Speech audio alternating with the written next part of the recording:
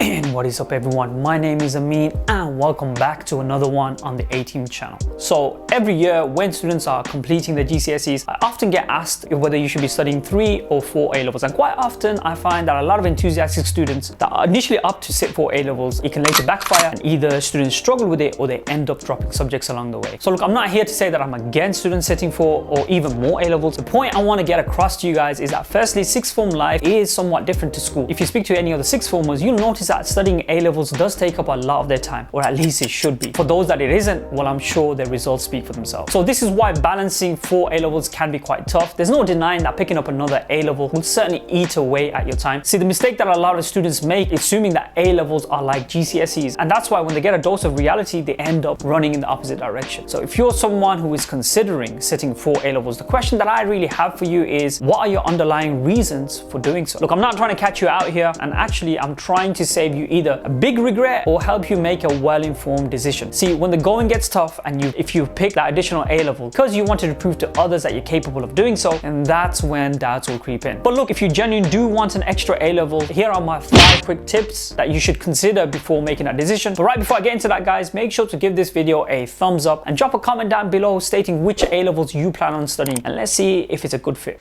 Number 1, study subjects that have some connection to your end goal. Yes, I'm all for you trying different things, especially if you don't know what you want to do in the future. In fact, I would encourage you to do so. But look, if you've got an end goal in mind, make sure the combination you're picking has some sort of resonance to that. Number 2, make sure you've looked into it. I know that sounds pretty self-explanatory, but you'd be surprised just how many students just blindly pick a subject or pick one that is popular or because they know so-and-so that has chosen that subject. Languages. See, a lot of times native speakers will pick an A-Level because obviously, you know, they know the language very well, and they tend to pick it as a third A-Level because it'll be quite straightforward for them. However, some top universities can catch on that and they know the reason for why you selected that. For people on this boat, what I would recommend to you is maybe pick that as a 4th subject, and obviously if you do well in it, then that can be a good backup. Before committing, you should always look at your work-life balance. And the reason I say this is because look, when I started college, I was working part-time, I was doing other things as well, and therefore I had to be quite sharp and dedicated if I was going to make college a success for me. And this is why you often see people succeeding with 4 A-Levels, sometimes doing a lot better than those that are doing 3, purely because these people are often more organized and a lot more focused. And lastly, guys, you should ask yourself if you really do need to do that extra A-Level, or if you need to look into things like work experience, especially if you're someone looking to study medicine or dentistry. Also look into things like an EPQ as a substitute, because not all places would be looking, you know, at you doing 4 A-Levels. They will look at other skill sets that you may not actually have, you know what I mean? So maybe you need to start looking into that as an option and exploring all of the avenues before deciding upon this. Well, I hope that was insightful to you all. If that was, then make sure to give this one a thumbs up and do get subscribed if you haven't already. So on that note, my name is Amin and I will catch up with you another time.